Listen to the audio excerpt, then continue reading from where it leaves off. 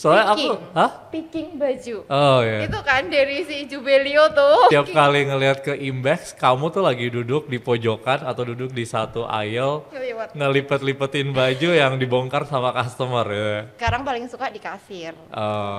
Karena ngeliat uang. Iya.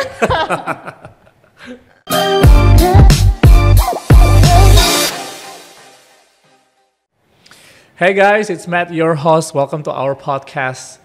Podcast ini nih bertujuan untuk membantu para teman-teman local brand founders, para entrepreneurs untuk gak cuma ngomongin mengenai bisnis, tapi ngomongin mengenai personal side, ngomongin all the challenges. Gimana sih semua rintangan, semua tantangan, semua suka dan duka menjadi seorang entrepreneurs atau local brand founders di Indonesia. Today we have a very special guest, Devi, the co-founder of Boho Panah. Welcome, Devi. Thank you for having me. Thank you for here. Jadi Dev, perjalanan Boho Panah udah lama banget sih. Mungkin kayak cerita dulu dong. I mean, I'm pretty sure semua orang di sini udah tahu mengenai Boho Panah, tapi mungkin lebih enak kalau cerita dari perspektif seorang co-foundernya. Apa sih Boho Panah? Mulai dari mana? Kenapa sih bikin Boho Panah? Kenapa nggak bikin baju orang dewasa instead of baju anak dan segala macam?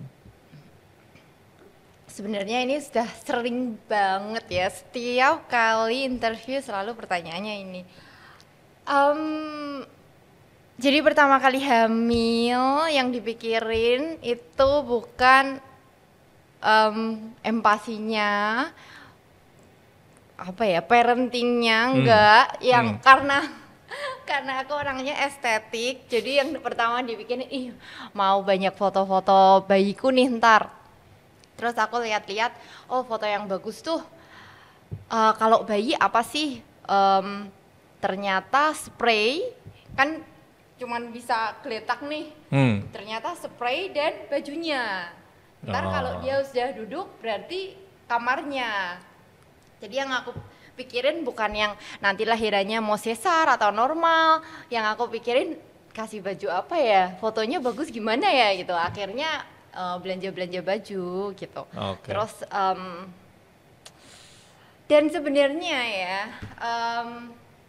menurutku ya itu dari segi itunya ya, tapi dari segi kayak memang bisnisnya itu emang aku tuh memang mikirin abis ini kan sibuk nih, terus habis ini kan butuh banyak duit nih, punya anak ya kan, punya anak berarti harus punya banyak duit, waktu juga harus yang bisa bagi waktu.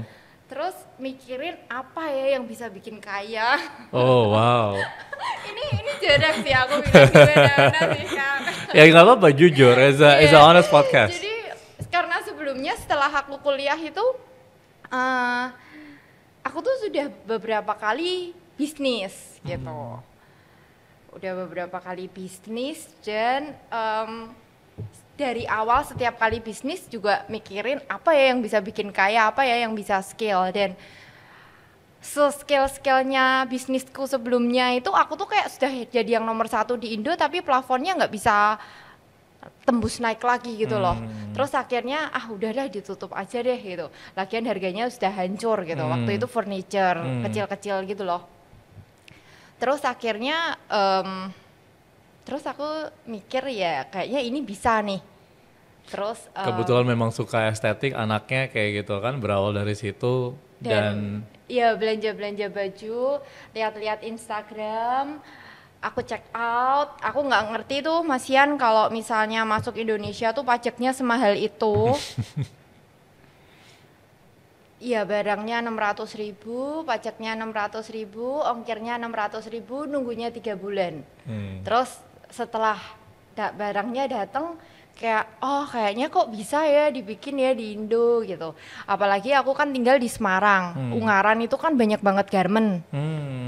Jadi akhirnya, dan aku merasa aku tuh orang yang nggak bisa kerja sendirian, harus punya partner gitu. Karena aku tuh nggak suka ngelakuin, ada banyak hal yang aku nggak suka lakuin. Dan sebenarnya bisa, tapi nggak suka. Terus aku itu skillnya itu nggak general, specialized gitu. Jadi akhirnya kayak harus punya partner. Terus aku kepikirannya Irene, karena aku mikir siapa yang pintar kerja ya, siapa yang bisa kerja juga ya gitu. Soalnya Irene itu sebelumnya emang udah dagang baju dan menurutku sih dia lumayan oke ya. Yeah.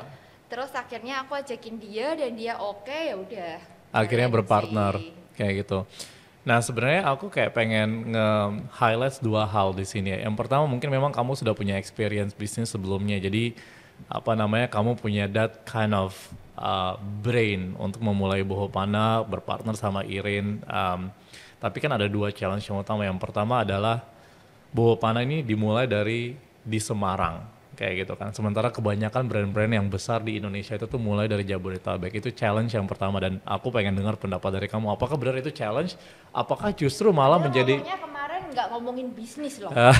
Loh, ini perjalanan menjadi seorang entrepreneur gitu kan. Nah, itu challenge yang kedua adalah ketika kamu mulai bisnis, kamu itu pertama kali menjadi ibu juga dong, gitu kan. Jadi kan tadi bagi-bagi betul waktu. Banget, iya.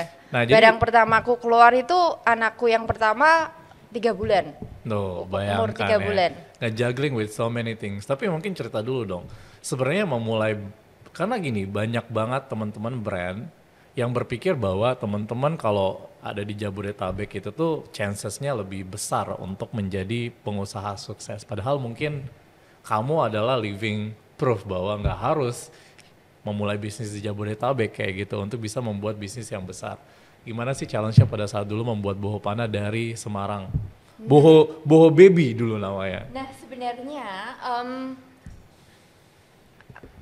aku itu emang udah mikirin, jadi manufacture itu memang harusnya di daerah karena talentnya UMR-nya lebih murah ya kan. Tapi jualannya jangan di daerah kayak gitu. Memang yang pertama aku pengen beli adalah emang Jabodetabek kayak gitu sih. Jadi dan makanya waktu itu aku mikir, kayaknya aku ini capable nih. Aku nih bisa nih buat bikin brand itu karena kayak aku ngerasa aku punya seleranya, aku punya taste-nya. Dan garment kan di daerah sana tuh. Betul. Dan Irene itu aku pernah inget dia tuh pernah bilang kalau waktu aku belum ngajakin dia boho ya, dia pernah bilang kalau dia pengen punya konveksi kayak gitu. Nah aku ngerasa aku bisa nih tahu apa yang aku mau jual, desainnya kayak apa, dan aku tahu pricingnya kira-kira berapa. Dan ada kendala satunya yang aku nggak bisa adalah produksi. Jadi partner up sama Ira adalah strateginya. Tapi dulu ketika udah berdua nih, sebenarnya kan yang masalah paling besar membangun bisnis daerah adalah ngebikin tim gitu. Dulu timnya pertama kali gimana sih? Apakah kalian berdua ngerjain semuanya gitu? Enggak juga sih menurutku ya. Orang daerah itu kalau mungkin kita ngomong kayak tesnya kurang bagus, misalnya skillnya kurang bagus. Tapi mereka itu bisa di briefing, bisa belajar. Belajar sih sama-sama bisa ya. Tapi mau apa sih manut tuh bahasa Indonesianya apa sih, mau ngikutin atau enggak gitu loh ya. Menurut nah itu yang kayaknya susah ya di orang-orang. Jadi gue orang daerah juga ya, jadi gue orang asli Ambon dan ini justru yang kayak gue percaya, yang aku percaya ya, bahwa sudah saatnya kita namanya tuh decentralized economy. Ekonomi itu maksudnya adalah nggak bisa bisnis itu tuh dimulai dari Jabodetabek aja. Harus kita mulai menggerakkan teman-teman di daerah-daerah untuk juga bisa memulai bisnis.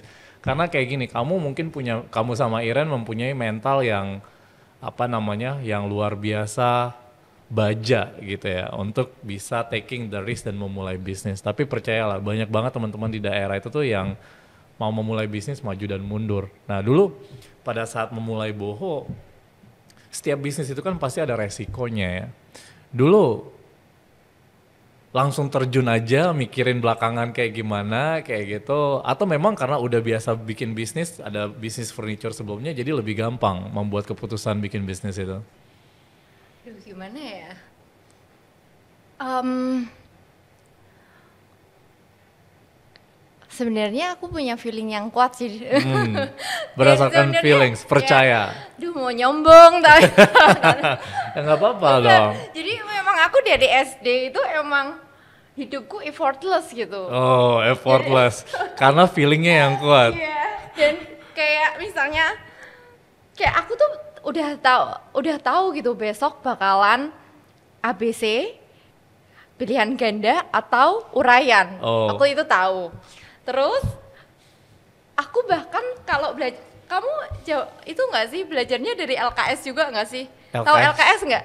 LKS Nggak ya? apa ya sih?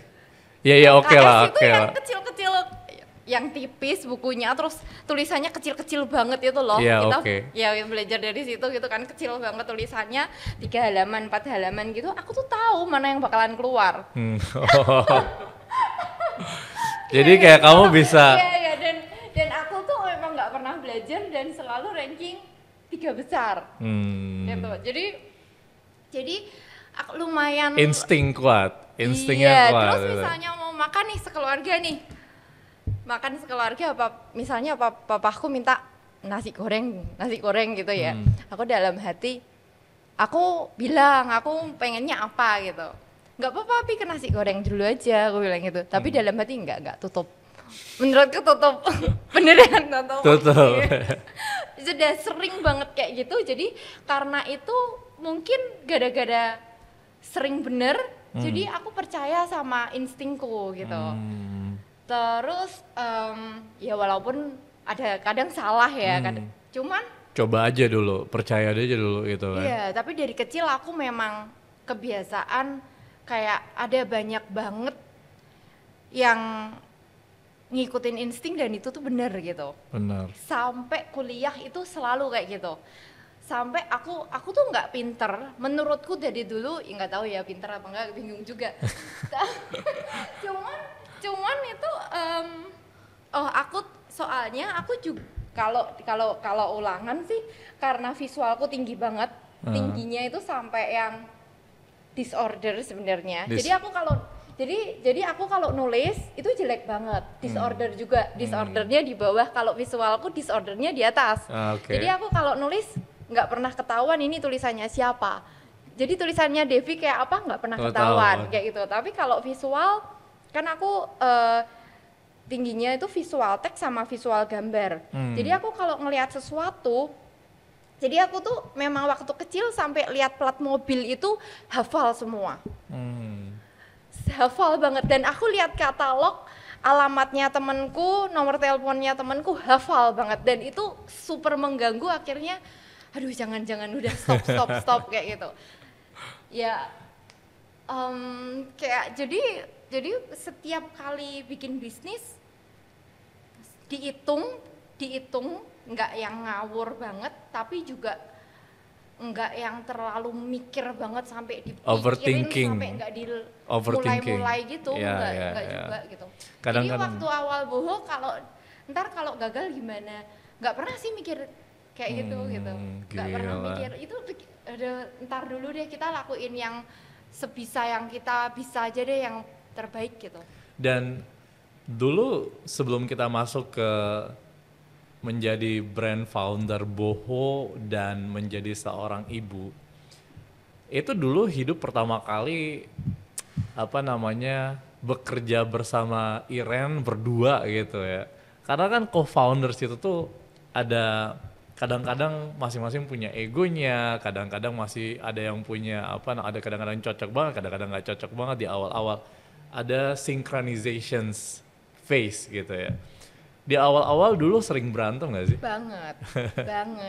Itu berantemnya lebih parah daripada berantem sama suami sih. Itu parah banget sih. Tapi akhirnya menemukan dia punya patterns di mana siapa. Iya, bertahun-tahun sih kayak gitu. Bertahun-tahun sampai akhirnya kita kayak kalau jadi sebelumnya itu benar-benar idenya siapa yang lebih benar. Waduh. Kalau setelahnya itu intentionnya itu bener-bener apa yang terbaik buat bisnis. Sebelumnya tetap ada egonya kayak ya kan aku kan yang bener kan. Iya, jadi kalau Kamu salah kan, caramu salah kan, caraku kan yang bener kan, kayak gitu. jadi dulu sempet kayak ada kayak gitu Iya, ya. iya dong. Dan dan untuk bisa Dan sampai kita kayaknya sama-sama alpha deh, aku sama Iren. Iya, Kita iya. sama-sama alpha dan kalau aku lebih belak-belakan, ngomong lebih unfiltered, kalau dia lebih kejaga tapi tetap sama aja. Sekali ngomong nyebelin banget juga. Jadi aku sudah telepon marah gitu langsung dimatiin. gitu. Walaupun 5 menit kemudian telepon lagi sih. Sudah lebih calm down Dan gitu. itu nggak berbulan-bulan, itu memang Tahunan sampai sih, bertahunan. itu bertahun-tahun Which is sih. really great ya, karena mungkin kayak kebanyakan tuh nyerah terlalu gampang, tahu nggak? Berusaha Aku nggak bekerja nyerah sama. karena waktu itu aku nggak punya uang. Oh gitu. Uangku sudah masuk ke sana semua, nggak boleh nyerah nih ya. Kok kayak begitu aku nyerah? Nggak tahu ada. deh. Jadi berusaha terus bekerja sama dengan Iren sampai sama-sama saling mengerti gitu ya, dan sama-sama akhirnya berpikir bahwa sebenarnya tujuannya sama gitu. Walaupun sampai sekarang mungkin masih aja juga ada Soalnya tuh hal-hal. dulu gini sih, soalnya aku tuh ngerasa dulu kayak aku kerja lebih banyak, aku kerja lebih niat, aku kerja lebih serius gitu. Sementara Airin enggak. Ngerasanya gitu, padahal mungkin aku model orang yang kalau kerja aku liatin. Ya. Kalau dia mungkin kerja bikin pola sampai jam 3 pagi tuh dia diem aja gitu loh. Mungkin kayak gitu. Ya. Dia juga berpikir yang sama gitu. Dia Enggak berpikir sih, dia taunya aku kerja, soalnya aku kalau kerja aku liatin. Orang harus tahu nih aku lagi kerja. Oke, nah terus gimana? Pada saat kayak dulu berarti pada saat Boho Pana tuh bener-bener Boho Baby dulu ya awalnya dikeluarin pertama kali koleksinya bener-bener kamu masih 3 bulan pertama jadi ibu gitu ya. Susah gak sih dulu juggling antara menjadi ibu? Sebenarnya ya, yang malah awal-awal itu nggak terlalu susah karena susahnya awal-awal itu di uang. Tapi uang juga enggak banget karena bikinnya masih kayak 1.500, 2.000 gitu. Pieces ini. Anak kedua tuh baru. Waktu bohonya udah makin besar, uangnya kudu makin banyak, kerjanya harus lebih ngos-ngosan gitu. Anak kedua sih. Itu sampai anak keduaku itu aduh kasihan banget. Waktu aku hamil anak kedua, aku tuh tanpa sadar aku tuh kerja terus kan di ruangan 3x3 meter yang full kain. Itu kan nggak bagus, apalagi bajunya Boho itu nggak kita plastikin kan. Ya itu bagus buat lingkungan tapi ternyata tidak bagus untuk aku. Kamu yang lagi hamil. Yang lagi hamil itu kan kayak debunya kain itu di situ. Sampai anakku tuh eksema parah. Iya. Eksema parah kan. Jadi aku tuh pikirin kenapa, mungkin pertama itu sama kedua mungkin stres levelnya lumayan tinggi. Ya jadi anak keduaku itu kasihan sih. Anak kedua kamu tuh lahir tahun berapa sih? 2019. Boho Pana dikeluarin 2017, mulai 2017. Jadi intens. 2018 berarti aku hamil anak kedua. Jadi itu 1 tahunnya Boho Pana tuh. Gila. Dan pada saat itu apa namanya? Jadi itu bener-bener ya, itu anak lahir di depanku, aku nitikin kimono. Kimono itu kan ada kancingnya, tahu nggak? Itu kan kudu dititikin dulu tuh. Dia duduk tuh di situ, ini kimono segini, tumpuk segini, itu aku nitikin. Dia di depanku. Itu parah banget menurutku, ini bodoh banget. Aku kayak waktu itu tuh nggak sadar kalau ya ampun itu kan kotor. Ya. Itu ada bayi baru Dan lahir, dia baru di kamarnya dia pula. Aduh. That's the part of being entrepreneur gitu ya. Tapi momen-momen itu kalau misalnya kayak diingat-ingat sekarang jadi apa namanya? Jadi bikin kamu kayak you started dari ruang 3x3, bikin kain kimono sambil diliatin anak yang baru lahir gitu kan, dan sekarang punya kantor yang 1000 square meter dengan gudang segala macem. Bikin ngerasa lebih bersyukur gak sih sekarang? Kayak bikin kayak kamu Iyalah pasti dong. tapi pasti bikin sih. tapi tetap masih kayak Apa? masih ngetitikin. Enggak lah, Oh, sekarang udah ada bos, udah jadi bos. Udah jadi bos gitu kan. Ya delegate lah. Sekarang payback to itu sih anakku sih. Family. Jadi kalau jam 2 dia les renang, aku balik nemenin les renang. Soalnya mami harus ikut nyemplung. Kalau enggak dia enggak berani karena gurunya galak gitu. Jadi harus balik. Oh, jadi benar-benar dulu kerja keras, sekarang ya membuahkan hasil dong. Bahwa udah ada tim yang memang running the business, kamu bisa spend time sama family gitu dong. Gimana sih cara otak kamu bekerja? Kayak kamu tuh misalnya nih ya, kayak ngelihat sebuah baju atau sebuah koleksi di apa ya, di outlet gitu, di toko-toko besar apa ya, nggak H&M juga, Zara gitu, Zara Kids gitu.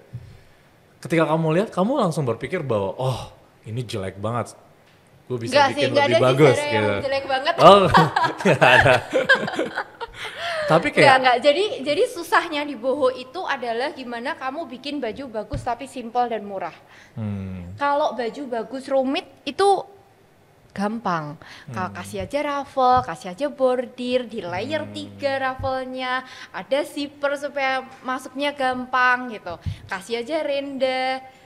Itu gampang bikin baju yang bagus dan rumit dan tapi harus mahal kan. Nah, challenge-nya di boho itu gimana supaya jahitannya simple tapi kalau dilihat bagus. iya, karena Gitu gini sih. ya, yang aku lihat itu tuh baju anak atau brand anak itu tuh cepat muncul, cepat tenggelam. Para ibu-ibu ini nih selalu dengan aktif mencari sesuatu yang baru, sesuatu yang kreatif, sesuatu yang memuaskan dia punya visual yang mungkin matanya secara selera tingkat kepuasannya sama kayak kamu lah, banyak ibu-ibu yang kayak kamu gitu kan. Dan untuk selalu otaknya bekerja mencari sesuatu yang bisa memuaskan level itu kan nggak gampang ya, gitu ya. Tapi kan saya visualnya tinggi sekali Nah ya. exactly, tapi kayak kamu gimana caranya untuk nge-keep you punya brand phrase ya? Apakah main Instagram terus, Pinterest terus, Enggak. Kamu tahu ngeliat-liat? nggak sih, aku kalau keluar negeri, aku tuh ada 10 Zara di Tokyo, aku ke 10 Zara. Oh di Tokyo. iya, Aku sampai hafal semua collectionnya. jadi kayak bener-bener datengin, liatin gitu. Tapi bukan untuk kerja, emang suka. Kayak gitu. Terus ya aku datengin semua. Jadi Ya kamu, aku suka banget masuk, nggak harus beli. Kalau dulu beli, tapi kan aku nggak suka nih balik bawa barang banyak-banyak. Pinternya tim desainku, foto aja dia udah bisa. Jadi aku bilang cari nih di website gitu, coba mau lihat itunya. Jadi kamu nyari reference terus ya secara aktif pada banyak Iya, tapi itu kesempatan. menurutku kayak nggak kerja, karena aku suka. Suka, kamu Yes. enjoy ya, Iya. luar biasa. Nah Bawa Para dulu kalau misalnya kayak kamu ya, ini udah jalan dari 2017, jadi berarti nih berapa lama sih? 8 tahun, 6 tahun? 7 ya. 7 tahun, gila. Kalau misalnya kayak kamu ngerasa ada gak sih hal-hal yang kalau kamu memulai Boho Pana hari ini nih ada yang kamu ubah kayak gitu? I don't know, Enggak anything sih. gitu. Kayak kamu Dulu ngerasa, aku nggak pernah tuh mikirin kayak gitu-gitu. oh gitu, Enggak. yaudah jalanin aja Aku ya. jarang compare, aku jarang mengingat-ingat masa Lalu. lalu deh. Satu-satunya hal yang kayak biggest regretku tuh itu nggak nge-breastfeed anak kedua. Udah, selain itu tidak ada yang saya sesali dalam Iya. hidup. Jadi hal yang dari seluruh entrepreneur journey ini yang kamu sesali adalah pada saat itu kamu nggak nyadar bahwa ternyata sebenarnya bisa kayak gitu membagi waktu antara bisnis sama keluarga gitu ya. Sebenarnya bisa, cuman aku terlalu terlalu passion kali ya. Obses. Enggak Dengan sih, bisnis, kalau iyalah. misalnya orang bilang aku obses, ambisius, itu tuh enggak. Soalnya enggak, sebenarnya beneran. Itu nitikin kimono, itu tuh ada orang lain yang bisa. Tapi menurutku itu tuh refreshing. Kayak sekarang itu kalau di warehouse ya, kalau mau nanya aku sebenarnya paling suka apa? Tebak apa? Di warehouse. Iya. Ngelipet-lipet baju. Soalnya aku, Picking baju. Oh ya. Itu kan dari si Jubelio tuh. Aku paling sering setiap kali ngelihat ke Imbex, kamu tuh lagi duduk di pojokan atau duduk di satu aisle ngelipet-lipetin baju yang dibongkar sama customer ya. Iya, Sampai sekarang iya, ya. Sih, ih. Berantakan nggak bisa diliatin Ya, gitu ya. enggak sih, aku sekarang paling suka di kasir. Karena ngeliat uang. Iya. Oke. Nah Dev, off topic a little bit ya. Let's bahas mengenai tato. Kamu kayak tato antusias, karena kamu punya banyak tato ya, nggak tahu kelihatan dari kamera atau enggak ya. Kamu baru nambah tato lagi nih kayaknya nih. Berapa banyak tato sih dan apa sih? Ada 7 tato. Yeah. Kenapa? Kenapa suka tato? Mulai Kenapa dari suka kapan sih? tato?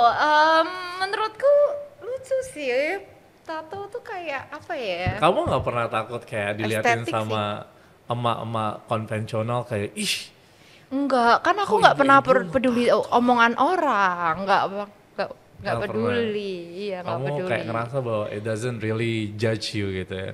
Iya, nggak Kamu peduli. menjadi seorang entrepreneur sukses, you punya tato. Tatonya ada makna-maknanya nggak sih? Ada meaningful sesuatu nggak sih? Ada Iya. ceritanya nggak sih di ini? 2017-2019 tahun lahirnya anakku. Terus kayak ini, kayak menurutku selama hidup kayak ini sih, kayak let get take over. Kayak soal kan effortless kan? Iya kan aku bilang kan dari kecil aku hidup effortless gitu menurutku. Terus ya karena aku orangnya nih ya awal-awal bisnis utangnya banyak banget. Aku sama suamiku beda. Di awal-awal dia lumayan stres, soalnya istrinya nih utang apa aja, utang sama siapa aja, kartu kreditnya ini sampai punya 10 itu buat apa? Itu buat utang. Soalnya udah ya, dan aku selalu tidur pulas malam. Jadi kayak Jadi biarin dia yang pikirin. Iya, kalau orang jadi hidupku tuh memang tidak pernah ada rasa khawatir. Let God takes over ya. Biarin pikirin nanti gitu. Karena setiap kali di take over sama Tuhan udah beres. Jadi Aku itu. Nice. Apalagi ya? Itu Sagi baby baru karena Sagittarius Iya, dah. aku emang cinta banget nih sama zodiakku. Itu apa sih redeem? Spiritual juga. Iya, oke. Sounds good. I think kayak yang terakhir dari aku itu tuh dalam hal mengenai kalau apa namanya, kamu ada nggak sih sosok-sosok yang Menginspirasi. enggak, aduh itu terlalu standar kayaknya. Sosok-sosok Soalnya ya beda banget soalnya. apa? Oh, Yang kamu apa, sosok apa? inspirasi kamu siapa emang? Kenapa beda banget? Coba, ayo. Ada dua. Oke. Ada dua. Pertama Stella Lois, tahu nggak? Tahu nggak? Ada yang tahu nggak? Stella Lois tuh lebih muda dari aku. Aku lihat dia waktu aku kuliah, dia punya toko roti di Medan. Oh, Menurutku, oke. ih aku tuh selama ini ngapain aja ya? Maksudnya kok aku lebih tua dari dia, tapi kayak nggak ngapa-ngapain gitu. Itu pertama. Oke. Yang kedua, Orang Indo maksudnya kan? orang Indo, orang Medan. Yang kedua Dahlan Iskan. Oke, wow. Agak senior ya. Oke, kenapa ya? Kenapa tiba-tiba Dahlan Iskan ya? Ya aku soalnya dari dulu sebenarnya aku suka lihat politikus. Wih. Sebelum tidur itu orang-orang lihat drama Korea, aku tuh Mau jadi wali kota ya. nontonku itu ya politikus gitu kan. Terus apa ya? Ada kata-katanya dia yang jadi ada satu kata-katanya dia yang lumayan berkesan sih. Jadi dia waktu itu ditanyain kan, waktu entah seminar atau kayak nggak tahu siapa.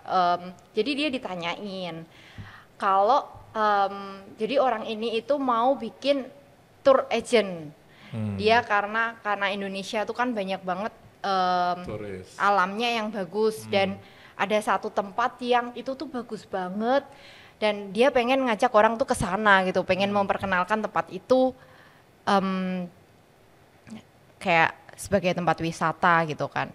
Terus dia kan nanya sama Dahlan kan. Terus si Pak Dahlan itu bilang, Kamu mau bikin tour yang perjalanannya ke tempat itu atau umroh? Dia nanyain gitu. Dan orang itu pasti, kebanyakan orang pasti bilang tur ke tempat itu dong. Betul. Si Pak Dahlan bilang enggak, umroh atau haji, punya duit banyak dulu baru kamu bikin hotel tuh di tempat itu. Dia bilang gitu. Jadi orang mau ke tempat itu karena sudah ada hotel bagus, resto bagus kayak gitu. Terus aku ya itu sih yang bener-bener kayak Membuka mata. iya berkesan sih. Ya. No, tadi pertanyaan aku adalah kayak ada nggak sih sosok selain ini, bukan terlepas dari Iren ya yang adalah co-founder kamu dan aktif gitu ya. Sosok yang menurut kamu berjasa banget dalam perjalanan Boho, Ya Boho pasti Baby, Boho suami Pana, dong, suami mami, sih. papi, suami. Iya, mami juga itu parah sih, mami dan suami. Oke, Ya. kenapa tuh? Ya aku sampai jam 3, 4 pagi bikin pola anak-anak sama suami, tidur sama suami, dan suamiku setiap kali turun kan kamarnya di lantai 2, aku di lantai 1 di pojokan, Kerja. dipakai mejanya kerjanya papahku gitu. Dia tuh nggak yang marah, cepetan naik gitu loh. Soalnya kalau itu aku, menurutku aku bakalan kayak gitu, sebel pasti. Dia caranya kayak caranya ngomong tuh bukan yang ayo cepetan aku tuh kerepotan, nggak gitu. Tapi kayak ayo ini tuh sudah malam, kamu tuh butuh tidur, kayak gitu. Terus ya itunya Being supportive lah. iya, dan sebenarnya kayak misalnya apa ya, dia banyak banget bisa ditanyain tentang Boho juga sih. Tukar pendapat. Ya banyak banget. Terus mamiku juga, itu mamiku sih, ya kan anak-anak selalu sama mami ya, dua-duanya. Pas kamu lagi sibuk-sibuknya itu tuh, yang paling gede Aston dong harus. Aston. Ya, Aston tuh udah mulai ngerti gak sih pas kamu lagi sibuk-sibuknya segala macam ini, sebelum berpartner sama Highfest kan masih kamu sama Iren sendirian kayak gitu ya. Zaman-zaman itu Aston udah kayak mulai, ih mami kok ditinggalin Enggak mulu sih. atau Enggak, kerja enggak, mulu gitu. enggak. Tapi kalau ditanyain paling sayang sama siapa ya sama sama amanya, enggak sama aku. Tapi anak keduaku itu benar-benar enggak mau sama aku. Dia benar-benar enggak mau sama aku, anak keduaku. Terus sama Adi sama suami kamu, sama mami. Sama sus. Maunya sama sus. Mau tidur sama aku gitu enggak mau. Misalnya aku masuk ke kamarnya, susnya aku minta susnya berdiri ninggalin, terus aku tidur sama dia gitu, dia kalau bangun nangis berdiri keluar kamar nyari sus, nangis gitu, nggak mau sama aku. Tapi kamu nggak apa-apa dengan itu? Nggak apa-apa, maksudnya menurutku ya wajar, tapi Damn. kayak wajar dan nggak saat itu juga terus aku kayak aduh kerjaku ntar dulu deh gitu. Nggak, aku tahu maksudnya akan ada saatnya, porsi masing-masing. ya akan ada saatnya aku lebih punya banyak waktu buat dia dan kerjaan bisa lebih di. Oke. Buat semua brand founders yang juga mom nih, banyak banget loh sumpah. Mom yang jadi brand founders itu tuh banyak banget. Apa sih kayak kamu ada pesan-pesan nggak? Siapa tahu nanti kalau mereka di podcast nanti ditanya sosok inspirasinya siapa? Devi gitu dari Semarang gitu kan. Bukan Dahlan Iskan lagi, random banget. Ada nggak sih kayak pesan kamu? Pesan. Ayo, ini pertanyaan pasti sering juga lah ditanyain. Kasih dong petuah gitu loh untuk kayak bisa membalance antara kerjaan. Aduh, tapi aku nggak bisa balance menurutku. Dulu awal juga nggak bisa balance sebenarnya ya. Gimana ya, aduh. Karena sebenarnya ya menurutku ya, karena waktu itu cuma 24 jam. Dan kita kalau aku sih tetap butuh waktu tidur 8 jam atau bahkan lebih gitu. Jadi memang harus ada yang diprioritaskan. Iya. Dan waktu itu kayak bisnisnya relying on kalian banget lah waktu itu. Dan kita waktu itu tuh kalau kita ngerem dikit aja akan ada kompetitor yang masuk dan kita udah di belakang gitu menurutku. Jadi full speed. iya waktu itu. Terus akhirnya cuman kan kita kan settingannya nggak bisa tegang terus seumur hidup kan gitu loh. Jadi waktu itu aku juga udah tahu kalau akan ada masanya aku punya waktu lah buat anak-anak kayak gitu. Which is sekarang dong. Sekarang kan lebih Makanya menghabiskan kan. lebih banyak waktu. Iya, Udah makanya join membuahkan Havefest hasil. kan. Iya. Jangan, ini nggak boleh iklan di sini. Oh gitu ya. Oke, thank you so much Dev buat sharing-sharingnya. I think that was really amazing. Teman-teman, we're gonna back next week as well with the more and more amazing brand founders yang cerita berbagai hal. Kita punya banyak kali lining up. The team has been working very hard untuk ngepersiapin semua teman-teman speakers, teman-teman expert yang nggak akan cuma ngebawa kita insight-insight yang menarik mengenai retail atau consumer goods di Indonesia, tapi benar-benar ngebangun mental kalian untuk bisa menjadi the next level of entrepreneurs di Indonesia. It's Matt, thank you very much. See you next week.